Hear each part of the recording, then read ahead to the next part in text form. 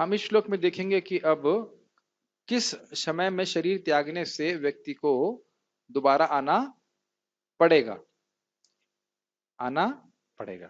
मेरे पीछे बोलिए। श्लोक तो बहुत आसान हो रहे होंगे समझने में, कोई कठिनाई तो नहीं होगी।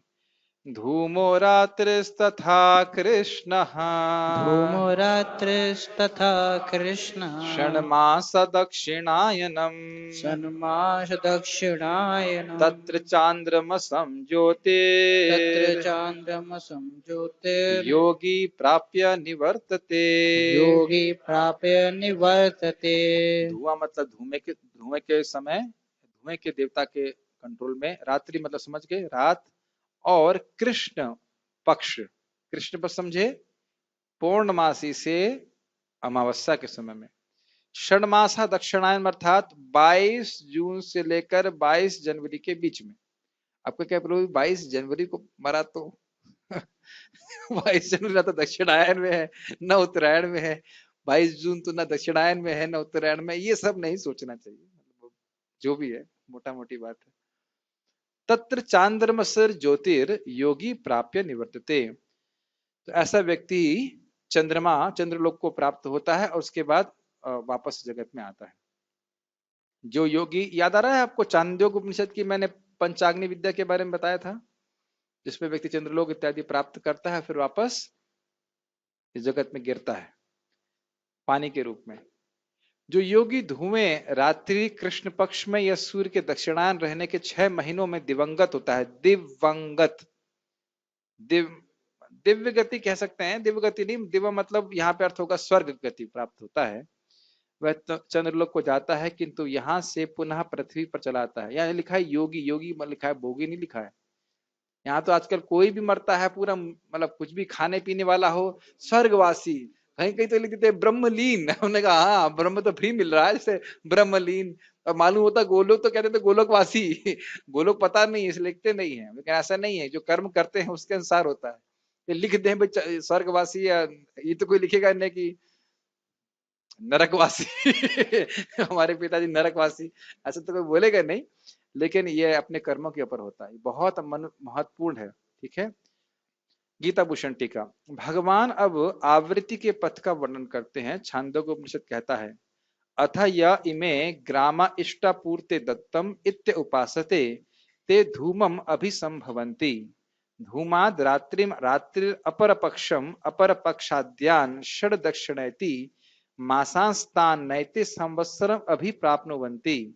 मासेभ्यः पितृलोकम पितृलोकात् आकाशम आकाशाश्च चंद्रमसम एष सोमो राजा तद देवानाम अन्नम त देवाम भक्षयन्ति। तस्मिन् यवात संपातम उषित्वाथैथम एवा एवाध्वानम पुनर्निवर्तन्ते। जो गृहस्थ यज्ञ समाज सेवा और दान करते हैं वे धूम्र के देवता के पास जाते हैं। धूम्र के देवता का नाम हमको नहीं पता है, लेकिन एक बात है कि कल्याण में कार्य करना चाहिए। देखिए इस जगत में जो किसी को खाना खिलाएगा, प्रसाद तो छोड़ दीजिए, प्रसाद तो बहुत आगे की बात है, इस जगत में सामान्य खाना भी खिलाएगा तो ऐसे व्यक्ति कभी भूखा नहीं रह सकता है। भगवान इस बात को बहुत बहुत मतलब बहुत प्रसन्न होते हैं। तीसरा स्कंद 29वां अध्याय देख लीजिएगा, भगवान कहते हैं कि मेरी जो पूजा करता है और अन्य जीवों की सम्मान नहीं करता तो ऐसा है जैसे राख में वह आहुति दे रहा है। उससे बढ़िया यज्ञ होता है ना राख में आहुति देने से, नहीं। और चक्रवर्ती बात कहते हैं कि भगवान उसको सोल्यूशन बताते हैं, अन्य जीवों का सम्मान करे, जिसे खुद के भूख लगती तो बहुत अच्छा लगता है ना, नहीं, जैसे खुद को भूख लगने से बहुत कष्ट होता है, समझे कि हर जीव को कष्ट होता है भूख से। इसीलिए गृहस्थ धर्म में पहले क्या था, पहले अच्छे से पुआ पकौड़ी खा लो फिर जाके बाहर बोलो अरे कोई भूखा तो नहीं है, क्या यही धर्म है? नहीं। धर्म ये है कि खाने से पहले जाके बोले व्यक्ति बाहर कोई भूखा है, कोई भूखा है, कोई भूखा है, उसके बाद वह खाए। इससे खुद का ही कल्याण होगा। कोई सोचेगा अरे सब लोग खाने आ जाएंगे तो मैं क्या खाऊंगा, नहीं, आपकी व्यवस्था भगवान करेंगे। इसलिए ये धर्म है कि इवन प्रपात कहते हैं चूहों और छिपकलियों को भी अपना बच्चा मान करके, आज उसका वर्णन है भागवत में, इस प्रकार से उनके खाने की भोजन की व्यवस्था करना चाहिए, चिड़ियों को भोजन देना चाहिए, ये बहुत जरूरी है। और भगवान का प्रसाद वितरण करें तो कहना है क्या, उसका तो कोई लिमिट ही नहीं कि प्रसाद खिला दिया वैष्णवों को, अन्य लोगों को, ये तो बहुत अच्छी सेवा हो जाती है। तो खैर इस प्रकार की जो सेवा करते हैं तो उनको भी चंद्रलोक की प्राप्ति होती है। हम लोग कल्पना भी नहीं कर सकते कि चंद्रलोक में भी कितना सुख मिलता होगा इस दुनिया की कंपैरिजन में, कल्पना नहीं कर सकते। और आध्यात्मिक जगत की तो बात ही छोड़ दीजिए। वहां से वह है क्रमशः रात्रि कृष्ण पक्ष क्षणमास दक्षिणायन के देवता के पास जाते हैं, परंतु वर्ष के देवता तक नहीं पहुंच पाते। इस कारण से वह आगे उनकी फ्लाइट रुक जाती है, उनको रोक देता है, इससे आगे आप नहीं जा सकते। पुण्य कर्म किए हैं तो स्वर्ग इत्यादि की प्राप्ति होगी, यहीं भोगो, फिर इसके बाद वापस आप नीचे जाओ। क्षण मास दक्षिणाय के देवता से वह पितृलोक, वहां से आकाश, और आकाश से सोम राजा के पास जाते हैं। तो आप समझ रहे हैं रूट अब उनका डाइवर्ट हो गया है। वे वहां के देवताओं का भोजन बनते हैं और देवता उनका भोग करते हैं। पुण्य क्षीण होने पर वे वापस धरती पर आ जाते हैं। कुछ बातें इसमें छोड़ दी गई हैं। क्या छोड़ दी गई हैं? हाँ समझिए मेरी बात।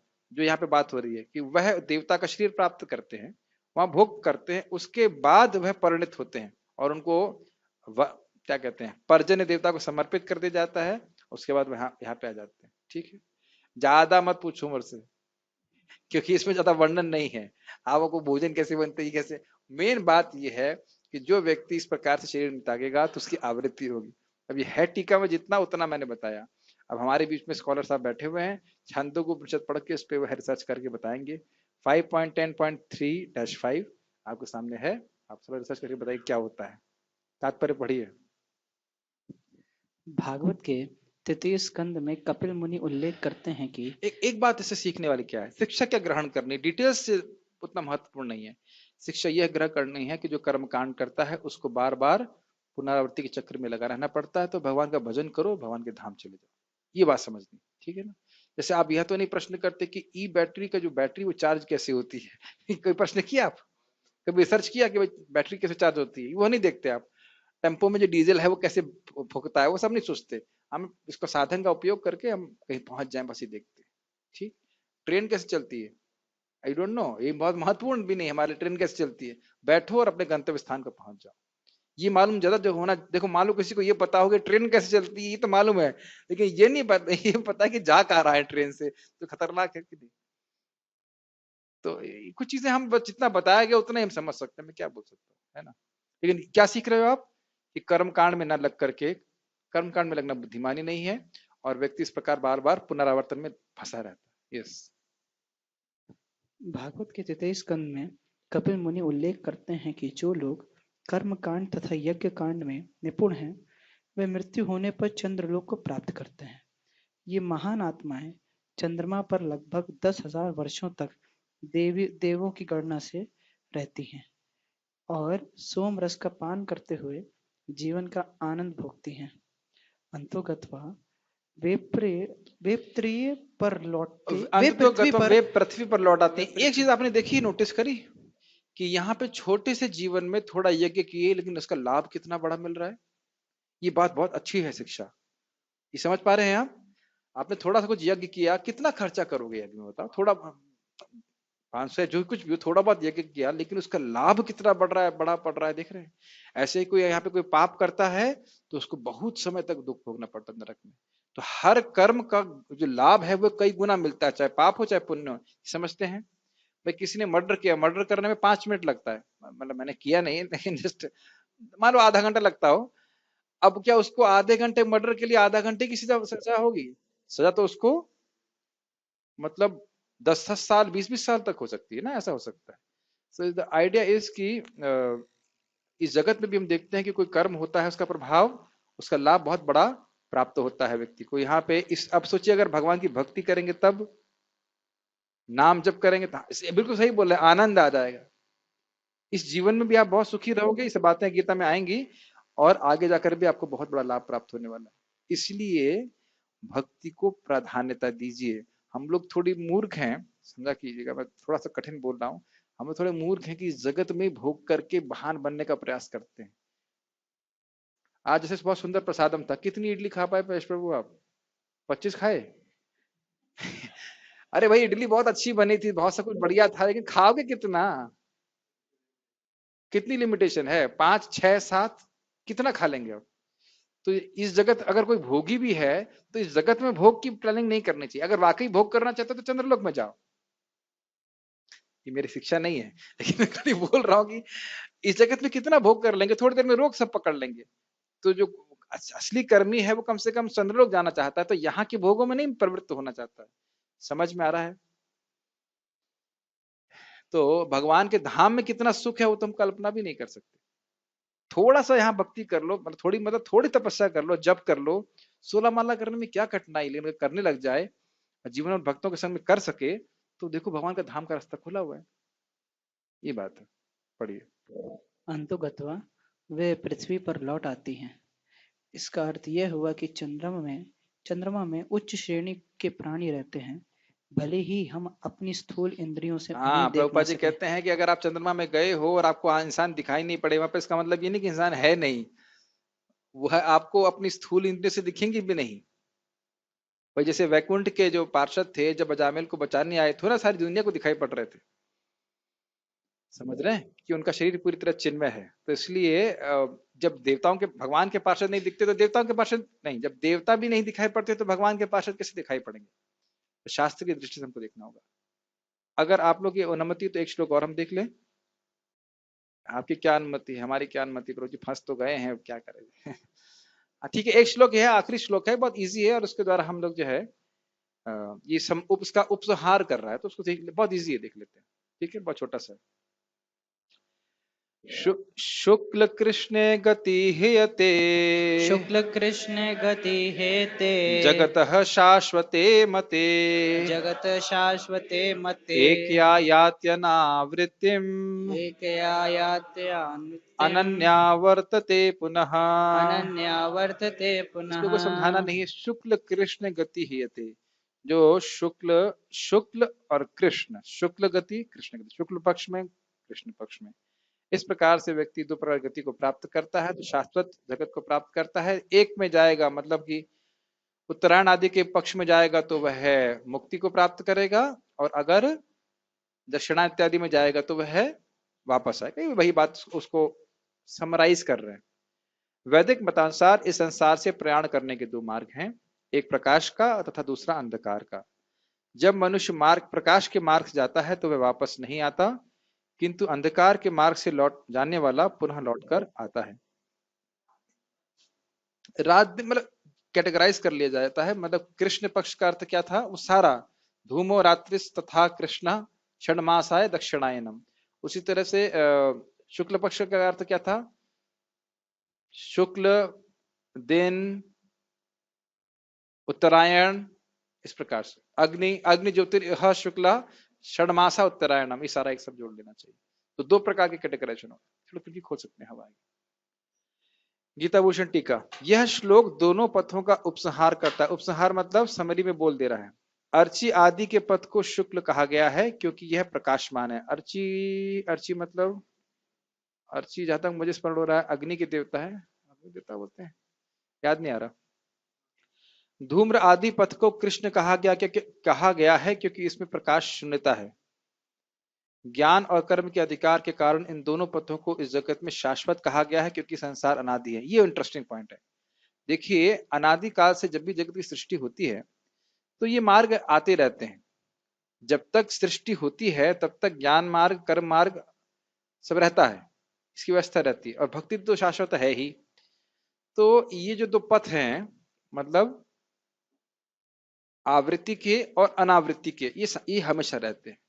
जब भी सृष्टि होती है तो इन दो पथों का अनुसरण करके व्यक्ति या तो पुनरावृत्ति को प्राप्त होता है और या तो भगवान के धाम की प्राप्ति करता है। ये बात यहाँ पे बोल रहा है। तात्पर्य पढ़िए। तात्पर्य, आचार्य बलदेव विद्याभूषण ने छांदोग्य उपनिषद से 5.10.3 से 5, हाँ, इसकी चर्चा हमने अभी पिछले श्लोक में कर ली थी। यस, ऐसा ही विवरण उद्धृत किया है। उद्धृत मतलब रेफर किया गया।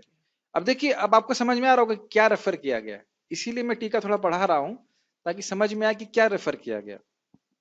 क्या रेफर किया गया है कौन किसकी क्या कि भाई क्या क्रम से किस प्रकार से कौन सी गति होती है, वो रेफर किया है। तो इसलिए हमने संस्कृत रखी थी ताकि आप उसको समझ सकें क्या बात हो रही है। यस, जो अनादि काल से सकाम कर्मों तथा दार्शनिक चिंतक रहे हैं, वे निरंतर आवागमन करते रहते हैं। समझ में आई बात?